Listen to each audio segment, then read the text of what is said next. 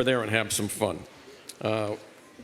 We're about to move into the heavy hitters of the program, and we're right on time.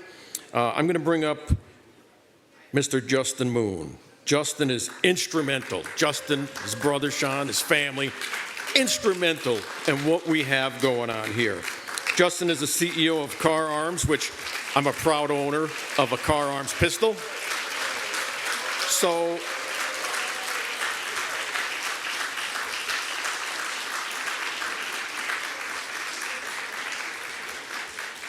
Justin is going to introduce us to an extremely important speaker who has served these United States. I'm not going to take away any of his thunder, but Justin himself, center podium. Ladies and gentlemen, here we go. Justin Moon, CEO of Car Arms. Thank you. God bless Justin. Ladies and gentlemen, as one of the founding sponsors of the Rod of Iron Freedom Festival, it is my great honor and privilege to introduce Tom Homan, a distinguished figure in American law enforcement. With over 34 years of experience, Mr. Homan has served as the acting director of U.S. Immigration and Customs Enforcement from 2017 to 2018. His expertise and leadership in immigration enforcement and border security have made him a sought-after voice in national policy discussions. Here are some highlights. In his early career, he started as a police officer in West Carthage, New York, joined the U.S. Border Patrol in 1984, serving as an agent in Dallas, Texas, Immigration and Naturalization Services from 1997 to 2003. He worked as a special agent in San Antonio, Texas, and later in Dallas. He served with the U.S. Immigration and Customs Enforcement from 2003 to 2018. ICE was formed in 2003, and Mr. Homan became a special agent. He held various leadership positions, including special agent, deputy assistant director of ICE enforcement and removal operations, executive associate director of ERO, and acting director of ICE. Mr. Homan has led numerous high-profile investigations and operations targeting human trafficking, drug smuggling, and transnational gangs. He's overseen the expansion of ICE's 287 program, which enables local law enforcement to collaborate with ICE on immigration enforcement. He's testified in front of Congress on numerous occasions, and he's been rewarded and recognized. He's received the Presidential Rank Award for Meritorious Executive Service. He's been awarded the Department of Homeland Security Exceptional Service Medal. After his government career, he's had extensive post-government career as a Fox News contributor, and he testifies frequently in congressional committees. Tom's extensive law enforcement experience has equipped him with a unique insights into immigration enforcement, border security, and national policy. And he is currently working on Trump campaign to get Mr. Trump elected again as the President of the United States. And soon we hope that we will see Tom as the head of ICE once again. With that said, Tom, it's my pleasure to introduce you and to welcome you. Thank you very much,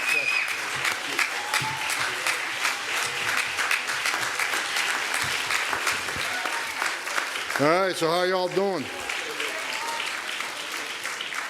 So let me start out with this. If I offend anybody today, I don't care. I don't care. For the media in the room, if I say it, print it. I'm not afraid of that either. So let's talk about the greatest president of my lifetime, Donald Trump. There's a lot of things being said right now. So let me talk about one thing right off the bat. Biggest deportation operation in history of the United States. Of course, the left and a lot of the media is saying it's racist, it's xenophobic, it's threatening the immigrant community, it's a terrible racist thing to do. Look, when you're on the heels of the most historic illegal immigration crisis in the history of this nation, where millions of people have crossed the border illegally, been released into the United States, And here's what you need to know. If you look at the 10 years of data in immigration court, nearly 9 out of 10 people who claim asylum at the border will end up with an order of removal because they simply don't qualify for asylum. They commit asylum fraud and they claim asylum, and they will lose their case in court. So here's what has to happen. You can't demand due process. You can't demand to see a judge. You can't demand play in the legal system, and I agree with them. They have a right to see a judge. They have a right to claim asylum. However, that due process doesn't mean anything unless the decision of the federal court at the end of this due process is carried out. That means that 9 out of 10 get order removal, they got to go home. That's what the law says. And people say, how dare he threaten that? What is the answer? Let them stay, even though after all this due process of billions of dollars of taxpayer expense, giving them due process, they get order removed by a federal judge, and your answer is let them stay anyway? Because if you do, you're never going to fix the border. And if you do that, women and children are continuing to be assaulted on the southern border. People are continuing to die. And here's what President Trump understands. When you create a crisis this big, well, we got 10.5 million encounters on the border that we know of. We got 2.2 million gotaways. When you add those type of numbers, overruns the Border Patrol. They're overwhelmed. Where a vast majority of Border Patrol agents are no longer patrolling the border. They're changing diapers and making baby formula. They're making sandwiches. They're making airport runs. They're making hospital runs. They're doing the humanitarian part of their job, which is taking care of these people that come across. A lot of them are in bad shape. So when you take the majority of those uniforms off the border, what happens? That's when the fentanyl comes across that killed a 250,000 Americans. That's when the sex trafficking of women and children skyrocket to 600%. That's when the number of people on the terrorist watch list stick across the border, because Border Patrol agents are no longer on the line 100% vigilant. So I don't care what your opinion is on illegal immigration. When you cause a crisis this big that overwhelms the Border Patrol, that's when all the other bad stuff happens. And that's why we need President Trump to get in there and lock this border down once again and protect this country. You can still, if you got a true asylum claim and you really want to claim asylum, then put the remain in Mexico back in play.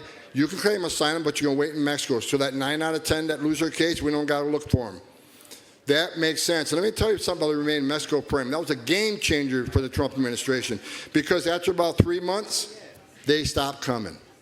Why was that? Because most of them know they don't qualify for asylum. They weren't going to give their life savings to a criminal cartel and not be able to enter the United States and be released. They stopped coming. And what happens when they stop coming? Doctors Without Borders did a study. They said 31% of women who get smuggled by the criminal cartels get sexually assaulted. They get raped. Not once, numerous times. If 31% of women admitted that, how many actually get sexually assaulted? Right? So let me ask you a question. When President Trump had illegal immigration down 83% to 90%, depending on what time frame you look at, when 90% less people were coming, like during the Remain in Mexico, how many women weren't being raped? How many children didn't drown in that river? How many aliens didn't die crossing this border? How many billions of dollars did the cartels not make because the border was locked down? How many women and children weren't sex trafficked into the United States? How many non-suspected terrorists didn't get into the country because the Border Patrol was 100% on the line, vigilant, doing their job? President Trump's policies, to include the wall, now they want to attack the wall. The wall saves lives. Why do I say that? Because women and children can't get over that wall, which means they're going to a place where there's not a wall. And what's waiting on them?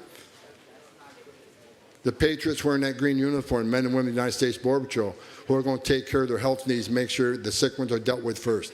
So the wall saves lives. So let's be clear. President Trump's policies, they can call them racist, they can call them xenophobe, call it what you want. It's all bullshit. Well, call it what you want. But he saved lives by the thousands. Thousands. Well, let's look at since Joe Biden's been president. The humane policies, as they call it in the Biden presidency. Sex trafficking up 600% of women and children.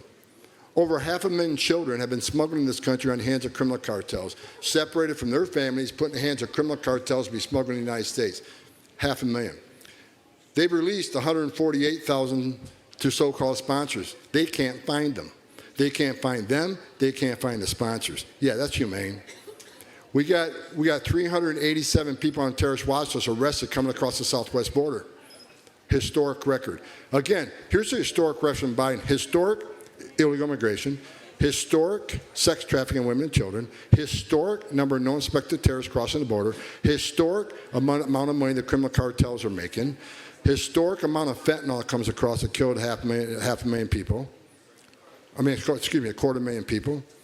Historic number of illegal aliens that died crossing this border, over 2,800 counting. His policies are killing Americans by record numbers, they're killing aliens by record numbers. You tell me what's humane about that. There's nothing humane about that. That's why we need President Trump back in power to save lives. That's what he did, and that's what we're going to do again. And I'm sick and tired of the people that just want to go to the race. Look, I got newspapers doing hit pieces on me now. Have at it. I don't give a shit what you say about me. I don't. So have a field day. Because as long as I got the respect of my family and respect of my Savior, Lord Jesus Christ, you know what? Write what you want. Because you're not going to shut me up. You're not going to shut me down. You're not going to bully me. And you're not going to cancel me. The way they cancel you, they write a bad story about you, hoping you'll go away and not talk anymore because you want to know the bad story. Write what you want. I don't care. Because I am committed to securing this border. I'm committed to seeing President Trump our president once again, and you're not going to stop me. Write what you want, say what you want. My wife tells me all the time, she goes, does it bother you? Because she reads these hit pieces, and she says, does it bother you that a big part of this country hates you? I said, not a bit. Because if they knew what I knew, if they saw what I saw in my 34 years, they would agree with me. Because they don't know there's a whole ugly underbelly of what illegal immigration is. Not a victimless crime, people. People think, okay, these people are just coming from a better life. What's wrong with that?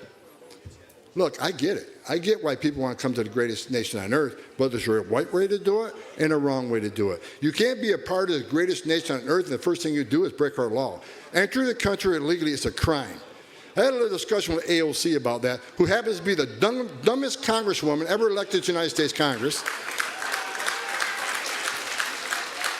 It's not okay to enter this country illegally. It's not. When I became the ICE director, the first hearing I did, I said, if you're in the country illegally, you need to be looking over your shoulder. And the media went crazy on that. How dare he say that and put fear in the immigrant community? I'm not putting fear in the immigrant community. I'm putting fear in the illegal alien community. Those who came in the right way, congratulations. I love you here. You know, we're a country built on immigration. But if you enter the country illegally, you shouldn't be okay with that. I didn't come 150 miles an hour here today because I don't want to get a ticket. I'm not lying on my taxes because I don't want to be, I don't want to be committed tax fraud. We all follow the rules and laws established in this country. So it's not okay to enter this country illegally, which is a crime. It's not okay to ignore a judge's order that orders you removed. That's not okay. So right now, what President Trump understands is that nearly 9 out of 10 people who claim asylum get order removed. And guess how many leave? According to DHS, Secretary Mayorkas' own report, if you look at the last decade, if you're a family unit, 9 out of 10 get order removed. How many leave? 6%. 6%. So a historic deportation operation is necessary according to the rule of law and according to what's right and what's wrong. And what President Trump's going to do when we do that, we're going to save lives. We're going to save lives. I've been on the border. I wrote a book. I talked about in testimony. I've held too many dying children. I've held too many dead children that died crossing that border. I stood in the back of a tractor trailer with 19 dead people at my feet, including a 5-year-old little boy that baked to death in a steel box, 180 degrees. That is, think of what that child went through in the last hour of his life. No one should die that way, especially a child. I've talked to girls as young as 9 years old when I was an agent that were, raped by members of the cartels. When you get on your knees and you talk to a little girl 9 years old who everything innocent and pure in her has been ripped out of her and her life will never be the same and she's destroyed. She'll never live a good life. Yeah, where are my shoes? See what I've seen. Tell me if you disagree with securing this border and saving lives. That's what it's about. It's about saving lives, protecting America.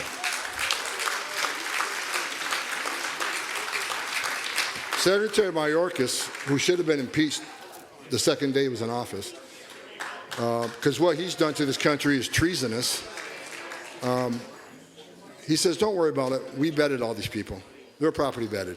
Understand this. When they say vetted for criminal background, they vet them against NCIC, which means if they weren't arrested here by our law enforcement and they're not NCIC or III, which is the state systems, they're going to come back clean. Because we don't have access to the majority of the country's criminal information. You think El Salvador is giving us any criminal information? You think they have something like an NCIC? Most of these countries don't have these type of systems. And the ones that do, China, Russia, you think they're sharing it with us? Of course not. So when they say these people are vetted, they're vetted against our databases. Now, terrorism database is a little bit different. But here's what you need to know about terrorism databases. Most terrorists in this world aren't in any database. Unless they were encountered in a battlefield by DOD and a retina scan was done, unless they're a part of an ongoing terrorism investigation or caught on, a Title III chatter, we don't know who they are. So they're going to pass. And have you seen, just recently, several people have been arrested in the United States planning a terrorist attack in the United States. Remember the 8 that were arrested 2 months ago in New York, Philly, and LA?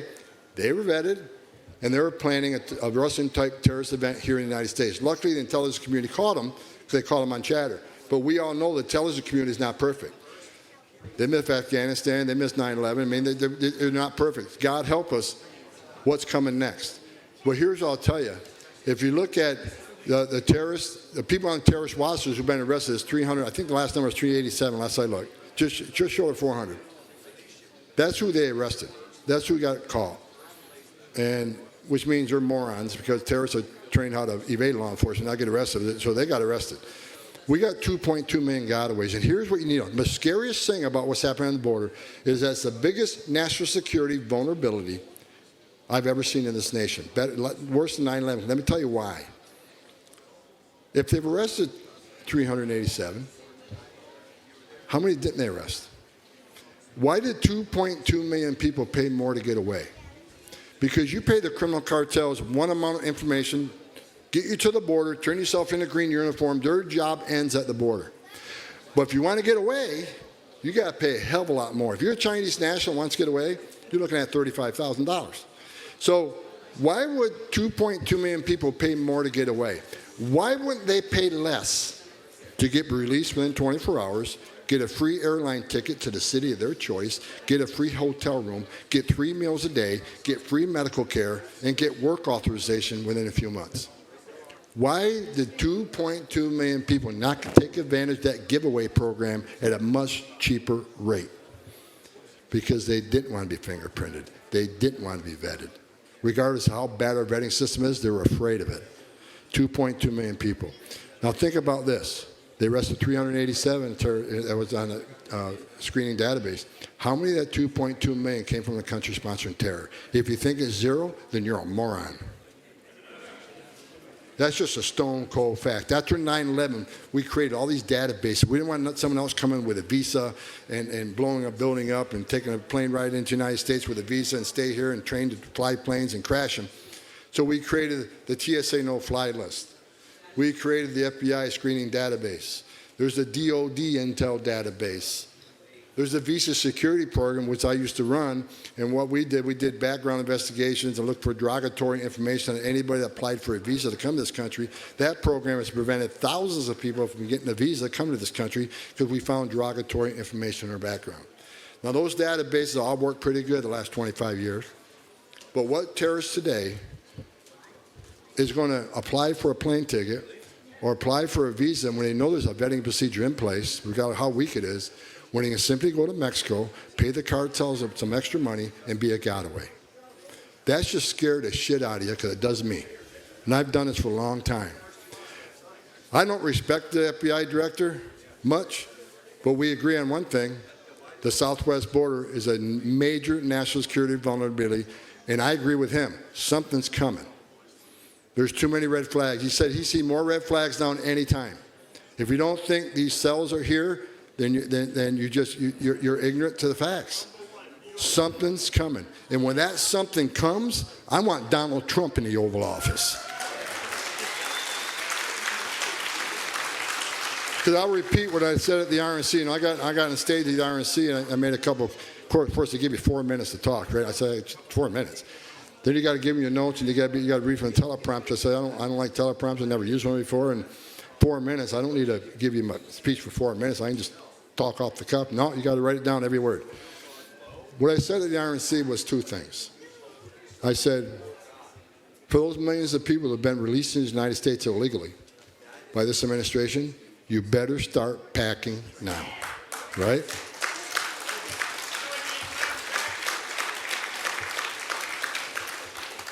Second of all, I call it the criminal cartels in Mexico. I said this because I mean it, and President Trump means it. The criminal cartels of Mexico who killed 250,000 Americans in this country, poisoned them with fentanyl with the assistance of China. The criminal cartels of Mexico have killed more Americans than every terrorist organization in the world combined. That's why President Trump is going to designate them terrorist organizations and wipe them off the face of the earth.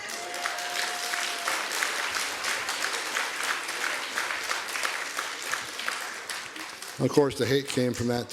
I got called out for that too. Keep calling me out.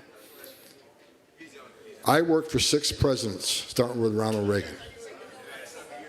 I've seen policies come and go. I know policies that worked and policies that didn't. President Trump's policies. President Trump was a badass president, and his policies worked. And you can't take that from him. You can hate him. You can call him names. But anybody can go to cbp.gov and look at the government's own data. Unprecedented success. So when they come up, they talk about that Senate bill and say, well, President Trump stopped the Senate bill. He could have secured that. The Senate bill sucked. I told Senator Langford it was a terrible bill before he even put it on the floor. Because he had me and several experts look at it and say, what are you talking about? 4,000 to 5,000 illegal entries a day is okay? No, it isn't. That's 1.8 million a year. What the hell are you doing? And you're going to codify that in federal law? It shouldn't be 4,000 to 5,000. It should be 1. That's what a secure border means. And you know what they had else in there? They had a carve out for children. So that 4,000 or 5,000 a day, the number of children weren't counted. So unlimited children can still continue, which means more children are put in harm's way. I told you before, they lost track of 148,000 children. Listen to me. If you hear anything I'm saying today, I spent over 3 decades investigating these organizations. Some of these children are in forced labor. HSI, ICE has already found some working in meat packing plants, cleaning up entrails in the middle of the night, not being paid. Some of these children are living with sexual predators. Some of these children will end up in child porn. These children are living a life of hell. And one of the first things we're going to do when we get back, we're going to find these children and we're going to rescue them. That's Trump. That's Trump. And those who want to say, well, Trump separated families under zero tolerance. Zero tolerance. Look, children were dying. Women are being raped. Zero tolerance about maybe we start prosecuting these people, they'll stop coming. Maybe that means less rapes. Maybe that means less children dying. And you know what? The numbers did go down. Now, it's unfortunate when you separate a family. It's always unfortunate. I was a cop in New York. Police officers separate families every day, thousands of times a day when a parent goes to jail. That's just the sad reality. But they want to talk about 2,500 separations under the Trump administration. Well, you are responsible for 500,000 children leaving their families, getting put in the hands of criminal cartels to be smuggled in the United States. God knows what happened to these kids. So don't even talk about zero tolerance for family separation. You got nothing to be proud of. What you did is much worse than anything Donald Trump ever did.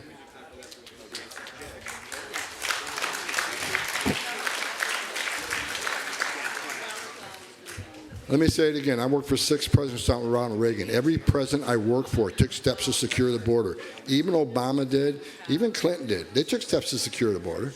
No one did more than President Trump. What he did was just unprecedented, badass stuff. Illegal immigration at a 45-year low. But Joe Biden and Kamala Harris is the first administration in the history of this nation who unsecured a border on purpose. This isn't an accident. This isn't incompetence. This is by design, folks. They open it, and people say, why? Well, they obviously perceive a future political advantage. thinking maybe they're future Democratic voters. Oh, don't say that. Don't say that's a racial statement. That's a great white replacement theory. Call it what you want. There's got to be reasons to unsecure the border. They think many of these people can be Democratic voters, but they don't even have to get there. Because when Joe Biden signed 94 executive orders killing everything we did, that gave us the most secure border in my lifetime, he also overturned the Trump census rule, which these millions of people they're releasing in sanctuary cities across this country will be counted in the next census, which means what? More seats in the House for the Dems. They'll own the House forever. This is what they want. They sold this country out for future political power, and to me, that's treasonous. There's no other excuse for it.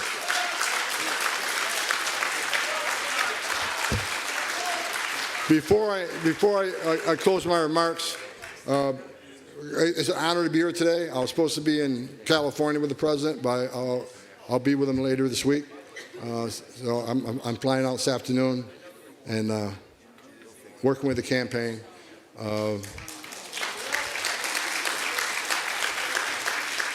Let me be clear. I don't work for the campaign. I haven't taken a dollar from the campaign. Tom Homan's doing it because I think he's the greatest president of my lifetime. I want to see him back in the White House. Show me says Tom Homan's working for the campaign. Tom Homan isn't working for the campaign. Tom Homan's working in interest of the campaign. Tom Homan is employed by the campaign. In interest, I'm doing it because Tom Homan, retired ICE director, the guy spent 3.5 decades doing this job. I want him to be president. I'll do what I can to help him. That's what it is. Before I end, I want to introduce somebody real quick. Victor Avila, come up front and center real quick, Victor. Victor Avila is an American hero. Victor worked for me. He was a special agent assigned to Mexico. He worked on attachés in Mexico. Victor and his partner got ambushed by the criminal cartels in Mexico. Victor's partner was brutally executed. Victor was shot several times but survived. Victor, you are my hero. Thank you for being here today. And let me end with this. I'll say it like I said it 100 times. Trump comes back, I come back.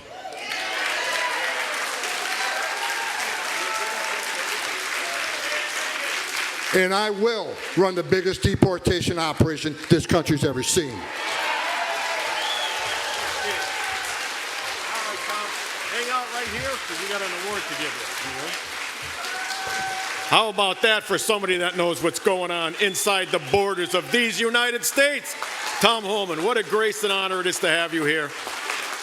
We got a special something for Tom, and I'm going to call Justin Moon and Sean Moon up for this great privilege, especially having Tom here. So guys,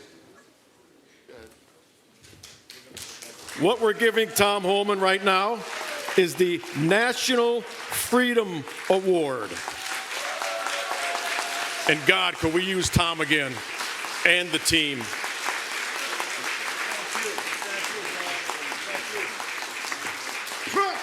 Trump.